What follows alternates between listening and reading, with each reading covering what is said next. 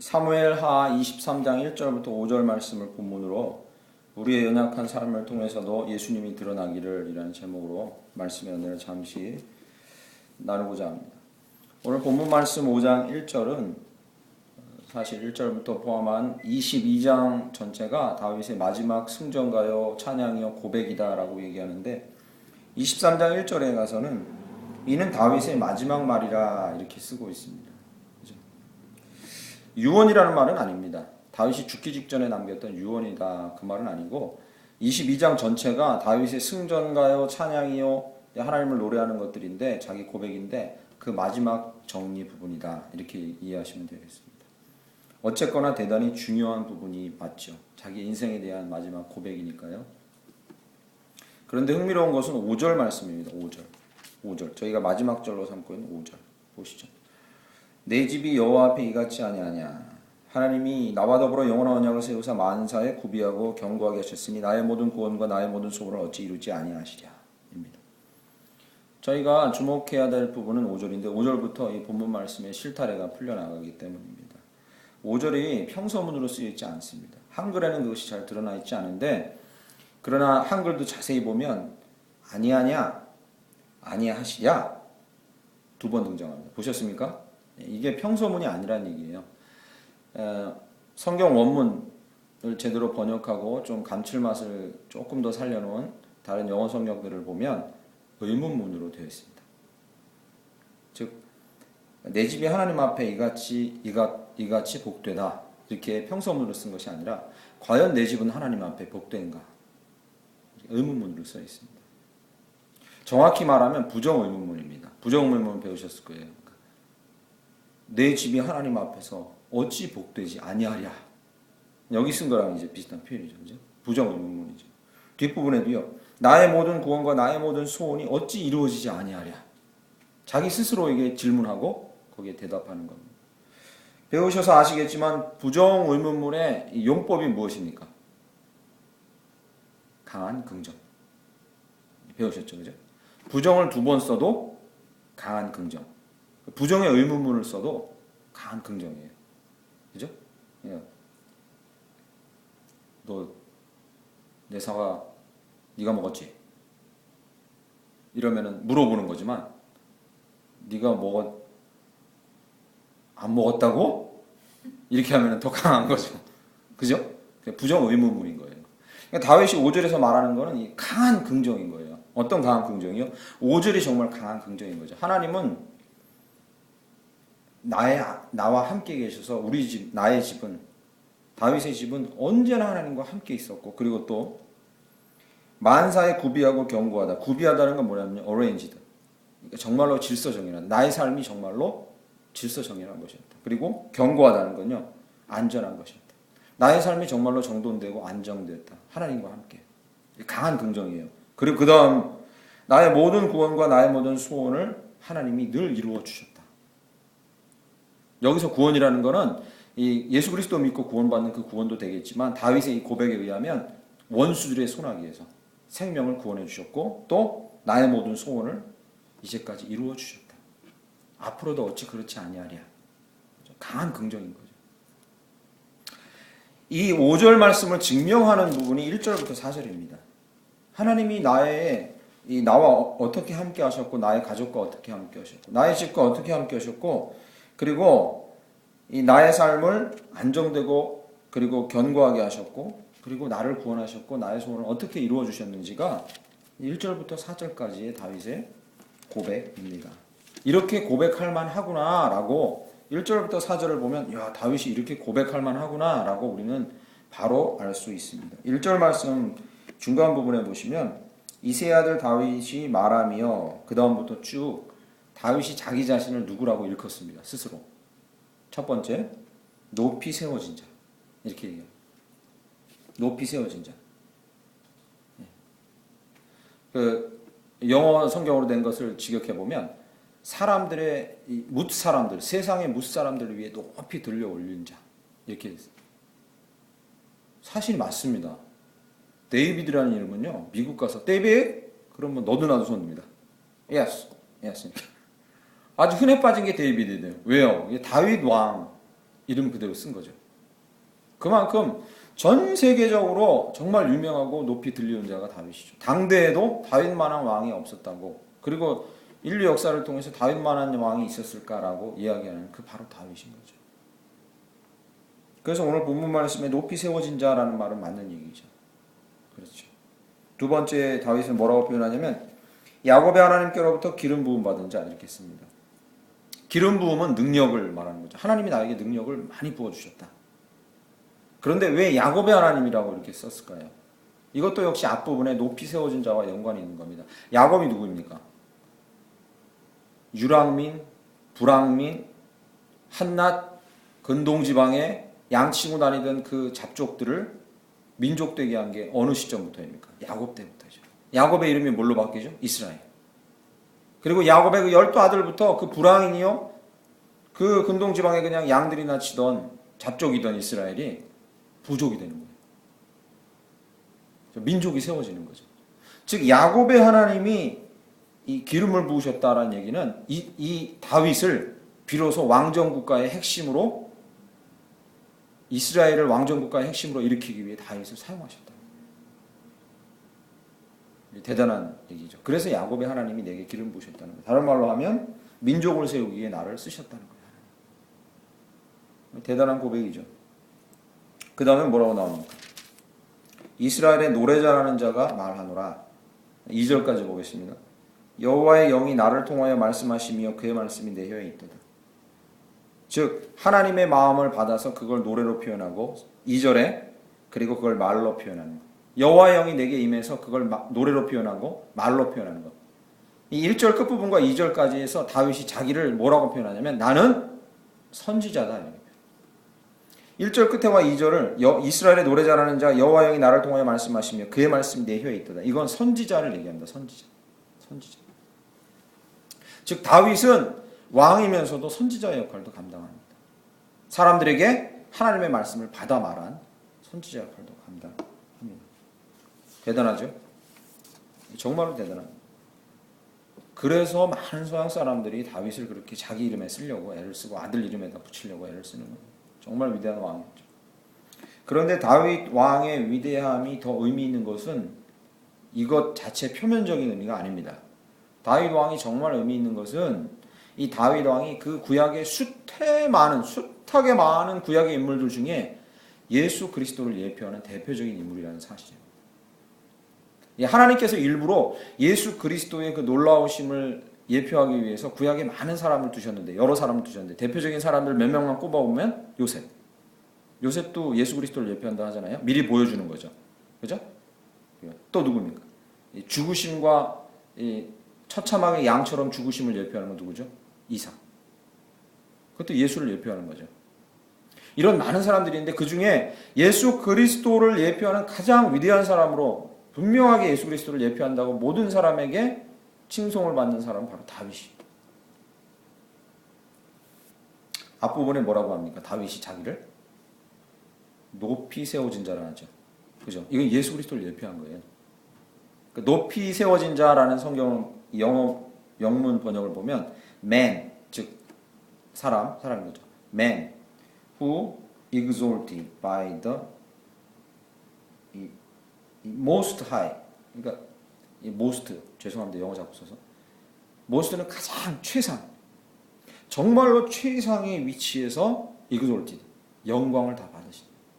사실 이건요 다윗에게 표현될 말이 아닌데 다윗에게 갖다 붙여져 있어요. 이건 뭘 얘기하냐면 다윗이 자기를 얘기하고 있는 게 아니라 자기를 통해서 후손에 영원히 이어질 하나님의 언약을 기억하면서 예수 그리스도를 미리 말하고 있는 거죠. 자기도 보지 못한 그 예수를 말하는 거예요. 즉 다윗이 높이 세워진 자입니까? 예수 그리스도는 십자가의 죽으심으로 말미암아 부활하셔서 가장 높여진 자인 줄 믿습니다. 이 예수를 보여주고 있는. 그러니까 다윗의 삶이 가치 있는 건 다윗 자신이 높여진 게 그것 때문에 가치 있는 게 아니라 예수를 미리 보여준, 자기 삶을 통해서 예수를 보여준 것 때문에 가치가 있는 거예요. 두 번째 뭐라고 했습니까? 다윗이 기름 부음 받은 자라 했죠. 그죠? 야곱의 하나님께 기름 부음 받은 자. 이것도 예수 그리스도를 예표합니다. 예수 그리스도의 잉태, 탄생, 삶, 고난, 죽음, 기적, 이 모든 것들은 성령의 능력과 함께한 그 자체예요. 성령의 역사 그 자체예요. 예수님이 잉태된 것도요, 성령의 역사로. 그가 태어난 것도 성령의 역사로. 그가 일하신 것도 성령의 역사로. 다윗은 그것을 보여주고 있는 예표인 거죠. 다윗은 자기를 선지자라고 합니다. 나는 하나님의 말씀을 받아 혀에 받아 그것을 말하는 선지자다라고 얘기합니다. 예수님은요, 말씀 그 자체이시죠. 요한복음 1장 1절에 보면 태초에 말씀이 계셨다는데 그건 예수죠. 요한일서 1장 1절, 우리 요한일서를 강해 이제 끝나가잖아요. 요한일서 1장 1절에도 뭐라고 합니까? 예수, 그분은 말씀이신 거죠. 예수님은 말씀 자체세요. 즉 다윗의 인생이 놀라운 것은 그가 높이 들리고 존중받고 능력이 충만하고 하나님의 말씀을 받아서 능란하게 말할 수 있었던 그것 때문이 아니라 그러한 그의 삶을 통해서 예수를 세상에 보여줄 수 있었다는 거예요. 다윗의 인생은 이게 위대한 거예요. 이게. 우리는 어떻습니까? 지금 여기 앉아있는, 여기 앉아있는, 많지는 않지만, 여기 앉아 계신 분들을 우리는 뭐라고 부릅니까? 스스로? 아니면 상대방이 그리스도인. 그죠? 크리스찬, 그리스도인. 크리스찬이라는 이름을 갖게 된 이 교회 성도들이 크리스찬이라는 이름을 갖게 된 근원이 어디입니까? 안디옥에서. 사람들이 모여 행하는 꼬락선을 보니까 그 당시에 믿지 않는 사람들이 모여서 행하는 꼬락선을 보니까 꼭 작은 예수들 같더라. 그래서 크리스찬, 그리스도인이라는 이름이 놀림처럼 붙게 된 거예요. 처음에. 놀리는 것처럼. 비아냥거리고 놀리는 것처럼 붙게 된 거예요. 그 말 뜻이 뭐라고요? 작은 그리스도인들인 거죠. 즉 그의 삶을 통해서 그리스도가 계속 보여지는 거예요. 드러나는 거죠. 그것이 우리가 부름받은 목적이고 사실 구원받은 목적인 거죠. 그러면 다윗만 다윗 삶에서 그리스도를 보여주는 게 아니라 우리는 우리 삶에서 예수 그리스도를 보여주는 그런 존재들인 줄 믿습니다. 그럴 때 우리 삶에 의미가 있다는 거죠. 놀라운 사실이죠. 그러니까 다윗은 죽기 직전에도 이러한 마지막 말을 남기면서 그가 말하고 싶었던, 후대에 말하고 싶었던 게 이거예요. 나의 삶을 통해서 하나님이 나에게 약속한 그 나중에 오실 그리스도, 그분이 나의 삶을 통해 드러났다. 그게 기쁜 거예요, 정말로. 정말로 그게 기쁜 거예요. 그럼 우리에게도 그게 가장 기쁜 거예요. 나의 삶을 통해서 그리스도가 조금이라도 드러나요. 그런데 이렇게 놓고 보니까 정말로 우리 마음이 쉽지 않아요. 어려워요. 왜겠습니까? 다윗의 삶과 비교해 보면 너무 초라해. 그렇지 않습니까? 다윗은 높이 들렸고 기름 부으심이 충만해서 골리앗을 물맷돌로 무찌르고 그리고 입에서 하나님의 말씀을 직접 받아 말하는 이런 놀라운 것들이 드러났는데 인생에서 우리도 예수를 드러내는 소명을 가지고 부름받았다는 건 분명한데 생각해 보니까 너무 다윗과 우리의 삶 자체가 간격이 너무 큰 거야. 비교해. 여기서 우리는 한 걸음 더 나아가지 못하고 절망하게 돼요. 어떻게? 다윗은 다윗대로 쓰임 받으라 해. 나는 안 돼. 이렇게 혹시라도 여기서 절망할 수도 있어요. 그러면 참 어려운 일이지만 그럴 수 있단 말이죠. 그래서 이것을 분명히 알고 넘어가야 돼요. 그럼 여쭙겠습니다. 그럼에도 불구하고 다윗과 비교했을 때 우리의 삶이 너무나 연약함에도 불구하고 여러분은 하나님께서 여러분을 통해 그리스도를 드러내기 위해 부르셨다는 사실을 믿으십니까? 우린 그걸 믿어요. 어떻게? 그럼 과연 어떻게? 내 삶이 오늘 설교 제목이 뭐라고 나옵니까? 내 삶이 이렇게 연약한데 하나님이 어떻게 하실 거냐는 거죠. 그것이 우리가 인생 살아가면서 계속해서 고민하고 답을 찾고 놓치지 말아야 돼요. 어떻게?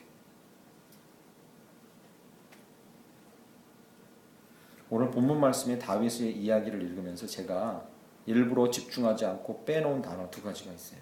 사실 오늘 본문 말씀의 핵심 단어는 그 두 가지예요. 근데 그것을 저는 강조하지 않고 넘어갔어요. 이제 보시죠. 이 사무엘하 23장 1절 말씀 보시면 이는 다윗의 마지막 말이라 하고 그 다음에 자기를 소개하는 얘기가 쭉 나오잖아요. 그죠?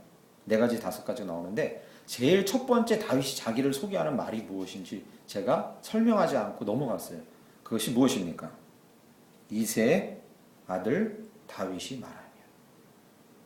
보셨습니까? 이새의 아들 다윗이 말하며.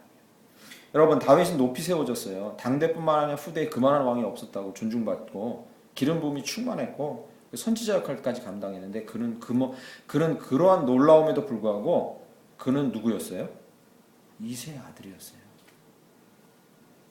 이새의 아들이었어요.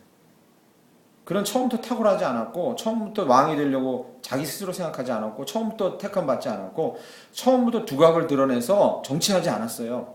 그는 그냥 뭐였어요? 그냥 이새의 아들이었어요. 이새의 아들. 이 말은 우리에게 이 답을 안겨다 줍니다. 우리도 그리스도인으로서 예수 그리스도를 다윗처럼 드러내는 일을 위해서 하나님께서 우리에게 탁월하라고 말씀하시진 않는다는 거예요. 네가 탁월해야만 그렇게 할 수 있다고 그렇게 얘기하고 있지 않다는 거예요. 다윗은 그걸 강조하고 싶은 거예요. 내가 이 모든 것들보다도 내 정체성에 대해서 내가 분명히 먼저 생각하는 건 뭐야? 내가 이새의 아들이라는 거예요. 거기서 나를 높여 세워주시고 기름 부어주시고 선지자 세워주셔서 예수를 보여주게 하신 이는 누구라고요? 하나님의 은혜라는 거예요. 할렐루야. 그래서 그것을 말하고 싶은 거예요. 아무런 특이함이 없는 난 그냥 이새의 아들이었어. 그러나 예수를 내 삶에서 하나님이 보여주셨다는 거죠. 은혜로 나를 택하셨어요. 은혜로 나를 부르셨어요. 은혜로 나를 하나님이 왕 삼으셨어요. 대가 없이 나를 무조건적으로 선택해 주셨어요. 이 어디서 많이 듣던 얘기죠, 그죠? 은혜로 우리를 구원하셨어요. 은혜로 우리를 이곳에 부르셨어요. 은혜로 나에게 영생을 주셨어요. 은혜로 나에게 은혜를 부어 주셨어요. 많이 듣던 얘기죠, 그죠? 이게 우리가 그리스도인으로서 예수를 우리의 삶에서 드러낼 수 있는 첫 번째 근거예요. 뭐요? 은혜로. 여기엔 조건이 없어요. 그러면 조건이 없는 은혜를 우리가 받으려면 뭐밖에 필요 없어요? 뭐만 있으면 돼요? 그 앞에 겸손하면 돼요. 하나님 은혜를 달라고 구하면 돼요. 겸손한 마음이 필요한 거죠. 두 번째 단어는 5절 말씀에 등장합니다. 5절에 보시죠. 사무엘하 23장 5절에 보시면 내 집이 하나님 앞에 이같이 아니하냐. 하나님이 나와 더불어, 그 다음 단어 중요합니다. 하나님이 나와 더불어 뭘요? 영원한 언약을 세우사. 네. 다윗이 이렇게 얘기하는 거예요. 내가 하나님 앞에 붙들려 예수 그리스도를 보여주는 삶을 내가 이렇게 탁월하게 살 수 있었던 것은 첫 번째, 나는 이새의 아들이었다. 아무런 나에게 근거가 없었지만 은혜였다. 그리고 은혜로 나를 부르신 그분이 나와 약속을 맺으신 거예요. 난데없이 약속을 나는 맺음 당한 거예요. 다윗이. 하나님 약속해 주세요. 하나님 약속해 주세요. 제발 나에게 약속해 주세요. 이게 아니라 은혜로 나를 부르셔서 약속을 다윗에게 베풀어 주셨어요. 어떤 약속입니까? 내가 너의 집을 영원히 세워주고 너의 배에서 난 자를 통해 너의 백성을 영원히 구원하리라. 그 자손으로 누가 와요? 예수가 오잖아요. 거기서 영원이라는 단어가 말도 안 되는 단어에 사람은 죽는데 어디까지 이어지는 거예요? 예수까지 이어진 거죠. 우리가 우리의 삶을 통해 예수 그리스도를 드러내는 자로 우리의 삶이 연약해도 그렇게 살 수 있는 이유는 하나님이 우리를 은혜로 부르셔서 우리에게 약속을 주셨기 때문이에요. 할렐루야. 우리에게 약속을 주셨기 때문에 약속을. 어떤 약속이요? 네가 부족해도 내가 너의 삶을 택했기 때문에 너의 삶을 통해 내 아들 예수를 드러내고 그 영광을 드러내고 그리고 너의 자손을 통해서 그 예수를 계속해서 드러낼 수 있는 복을 주겠다. 우리에게도 이 약속이 있단 말이에요. 우리에게도 이 약속이 있단 말이에요. 하나님은 이 약속을 참음고 기다리시고 변함이 없는 신실하심으로 우리가 변해도 계속해서 지켜나가세요. 심지어 어떻게 하기까지? 여러분, 구약성경에 계속요. 구약성경 전체가 내용이 뭐냐면 다른 게 아니에요. 하나님이 이렇게 그 백성과 먼저 오셔서 은혜를 베푸셔서 약속을 맺으셨는데 그 백성이 그 계약서를 자꾸 찢어. 그러면 하나님이 다시 와서 계약서 또 들고 왔지롱 하면서 약속을 다시 갱신하는 거예요. 이게 갱신이라 해요. 갱신. 약속의 실체는 있는데 약속을 맺은 양쪽 중에 하나가 나 이거 필요 없어. 이런 행동을 보이는데 다시 와서 이 약속이 아직 유효해요. 이거 하면서 다시 계약서 쓰는 게 이게 갱신이에요. 갱신. 실체는 있는데 계약서를 다시 써야 돼. 우리 집 2년 계약하고도 갱신하죠. 그죠? 그 말이랑 똑같아요. 2년 지나고 주인하고 말로 암묵적으로 1년 더 살죠. 뭐 통상 그렇잖아요. 그래 우리 갱신합시다. 계약서 써요. 구약 성경이 다른 게 아니에요. 하나님께서 은혜로 그들을 부르셔서 내 아들 예수를 좀 세상 가운데 뭐 이렇게 영광 받게 해달라. 그들을 세우시는데 이스라엘 백성은 계속 어떻게 해요? 그 앞에서 계약서를 북북 찍는 거예요. 계속. 거역하는 거예요. 하나님 필요 없습니다. 거역하는 계속 찍는 거예요. 그때마다 하나님이 오셔서 어떻게 해요? 계약서 다시 갔지, 다시 갖고 왔지 이런 거 하면서 갱신하는 거예요.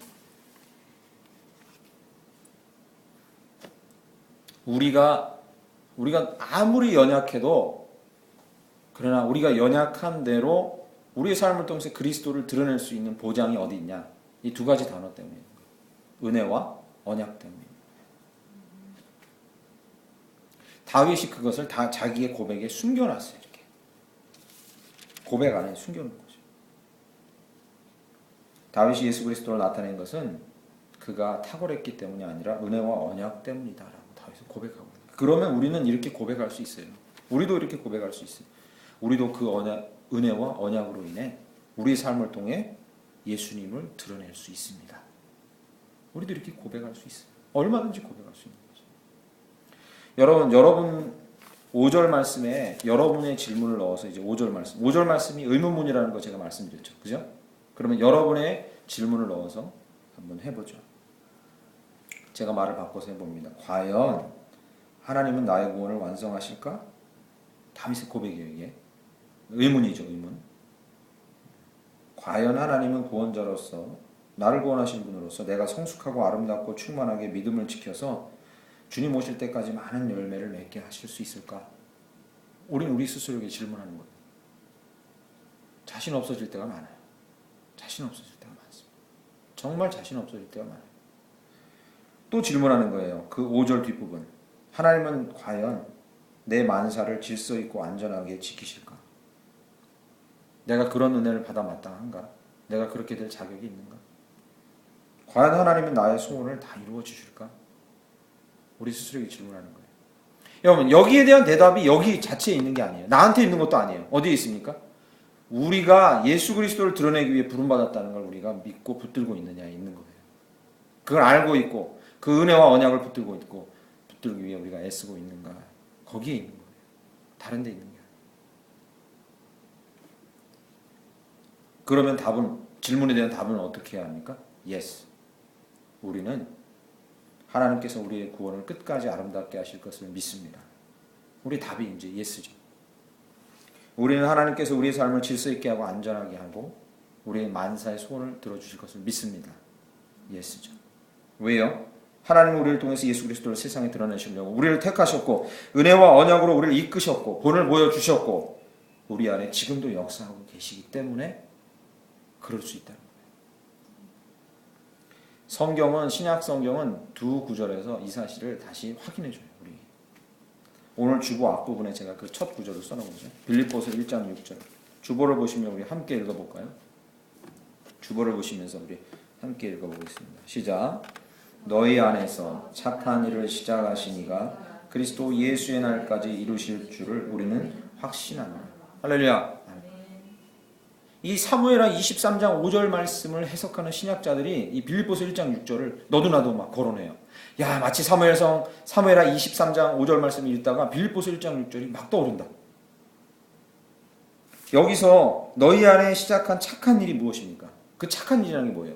빌립보서 1장 5절에 바로 써 있어요. 저희가 읽지는 않지만 지금 제가 알려드릴게요. 빌립보서 1장 5절에 그 착한 일이 뭔지 써 있어요. 그것은 복음이신 거예요. 예수가 알려지는 거예요. 똑같죠, 그죠? 우리의 삶을 통해서 예수가 드러나는 거. 그게 착한 일이에요. 그러니까 다른 말로 하면 우리를 통해 예수가 드러나게 하시는 그 일이 예수님이 재림할 때까지 그 일이 하나님의 은혜로 이루어질 것을 우리가 확신한다. 할렐루야. 그 말을 하고 있는 거예요. 내가 연약해도 그게 상관없는 거예요. 전혀 그것 때문에 염려하실 거 없는 거예요. 또 한 구절은 3장 1절입니다. 요한 3서 1절입니다. 요한 3서 1절. 그건 제가 읽어드립니다. 사랑하는 자여, 내 영혼이 잘됨 같이 내가 범사에 잘되고 강건하기를 내가 간구하노라. 다 아시는 말씀이죠. 그죠? 우리의 삶을 통해서 예수 그리스도가 드러나는 일을 하나님께서 이루실 것을 은혜와 언약을 근거로 믿고 우리가 붙든다면 그게 우리의 삶에 무슨 도움이 되는데요? 영혼이 잘 되는 같이, 즉 우리의 삶을 통해 예수가 드러나면 우리의 만사가 잘 될 것이라고 사도 요한이 얘기하고 있습니다. 마치 여기 사무엘하 23장 5절 끝에 얘기한 대로 뭐요? 나의 모든 구원과 나의 모든 소원을 어찌 이루지 아니하시라. 우리 삶을 통해서 예수가 드러나는 것을 하나님의 은혜와 언약을 붙들고 그렇게 될 겁니다라고 고백하고 그렇게 되려고 겸손하게 하나님을 의지하고 나아갈 때 그 일만 잘 되는 게 아니라 만사가 잘 되는 요한 3서 1절의 이 귀한 복을 우리 얻게 될 것이라는 거죠. 우리가 어디에 집중할 때? 우리를 통해 예수가 드러나는 일에 집중할 때 여러분은 만사가 잘 되는 것을 경험하게 될 줄 믿습니다. 아멘. 제가 보장합니다. 만약에 이렇게 사시다가 안 되면 저한테 오셔도 돼요. 저한테 오셔도 됩니다. 보장합니다. 제가 될 때까지 기도해 드릴게요. 끝까지. 보장합니다. 주님이 우리의 삶을 통해 드러나는 것을 우리의 연약함은 상관없어요. 하나님의 은혜와 언약을 붙들고 그러한 삶을 추구해 가려고 우리의 마음을 쏟기만 한다 해도 하나님 우리의 범사를 잘 되게 하실 거예요. 제가 어저께 이제 목사들, 이 수원 지역에 있는 자주 만나는 목사들 모임에 갔다가 선배 목사님 한 분의 아주 기쁜 소식을 들었어요.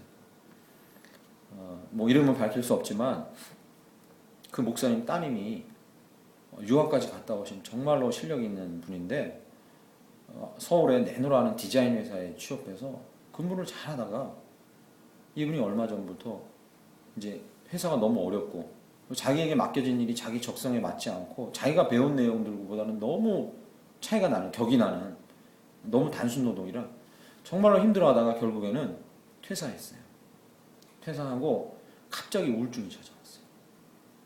살이 15kg나 빠지면서 뭐 40kg도 안 되는 몸무게가 돼버렸어요. 잠을 못 자고 우울증 약이랑 불면증 약을 먹지 않으면 안 되고 어디서 막 뛰어내리고 싶대요. 자살 충동이 일어나는 거예요. 그래서 그것 갖고 이제 몇 달간 같이 그 모이는 목사님들이 계속 기도를 했어요. 제발 좀 고쳐달라고 기도했는데, 근데 어저께 이제 저희가 여름 동안에 방학을 하고 그 목사들 모임에 갔는데 이 목사님이 정말 기쁜 소식을 전해주는 거예요. 목사님 정말 기쁜 소식인데 자기 딸이 갑자기 그렇게 해서 하나님께 살려달라고 기도하다가 아버지인 자기에게 안수기도도 해달라고 막 적극적으로 하다가 이 딸이 살아났다는 거예요. 갑자기 약을 끊고 수면 보조제 끊고 우울증 약 끊고 자기에게 방을 내달라 해서 다시 내가 일을 하겠다는 거죠. 그러면서 영등포로 가겠다고 방을 내달라고 밥을 먹기 시작하면서 킬로그램이 늘어나면서 활기차지고 사람이 갑자기 변했다는 거예요. 그래서 제가 목사님 어떻게 이렇게 변할 수 있습니까? 했더니 그게 어려운 게 아니더라고. 한순간에 변하는데 뭐 때문에 변하냐? 자기가 무엇을 할 수 있다고 목표를 찾는 순간. 나는 디자인 회사, 서울의 굴지 회사들 들어가서 난 내 실력을 인정받아야 돼. 그래서 난 성공해야 돼. 막 이런 강박증이 있었던 거예요. 그런데 퇴사를 하게 되고 사귀던 남자와 갑자기 헤어지게 되고 막 이러면서 엄청난 시련이 온 거예요. 어려움이. 그러다가 목적을 잃어버린 거죠. 내가 왜 살아야 되는지. 그래서 자기 스스로를 포기하기 시작한 거예요. 근데 이 친구가 기도하다가 이 사고의 전환, 하나님이 주시는 사고의 전환이 일어난 거예요. 뭐예요? 내가 차려서 하면 되지. 내가 회사를 아예 차려서 하면 되지. 이 생각이 난 거예요. 그래서 아프리카 TV 있죠, 요즘에. 개인적으로 동영상을 찍어가지고 올리는 아프리카 TV랑 이 트위터, 페이스북 이런 걸 활용해서 자기가 직접 디자인 회사를 차리려고 구상을 해서 지금 시작한 거예요. 영등포에. 그러니까 그 생각을 하면서 구상을 하기 시작하니까 사람이 완전히 바뀌는 180도. 약을 뭐 안 먹어도 아무 상관없어요. 뛰어내리고 싶은 생각이 없어요. 밥도 잘 먹어.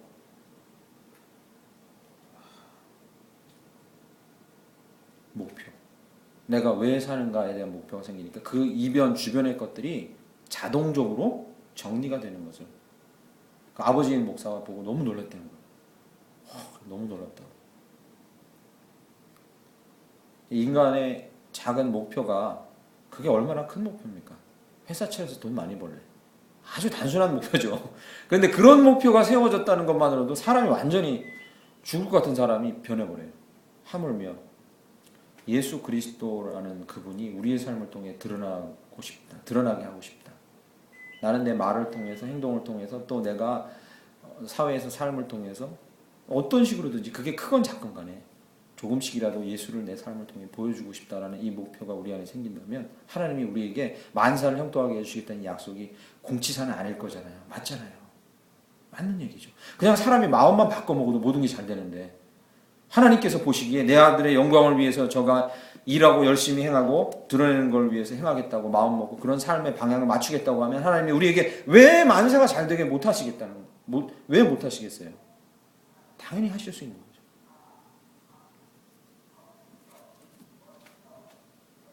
우리 오늘 삶을 통해서, 오늘 예배를 통해서 하나님 앞에 이렇게 마음에 각오하시길 간절히 축원합니다. 내 연약한 삶을 통해서도 예수님 반드시 드러날 수 있다. 왜? 그분의 은혜와 언약이 우리에게 부어져 있기 때문입니다. 우리 때문이 아닌 거죠.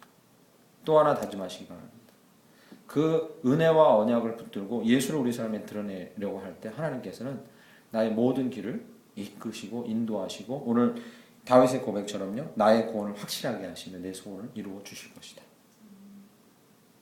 그러한 다짐과 고백이 우리 안에 있기를 간절히 축원합니다. 아멘.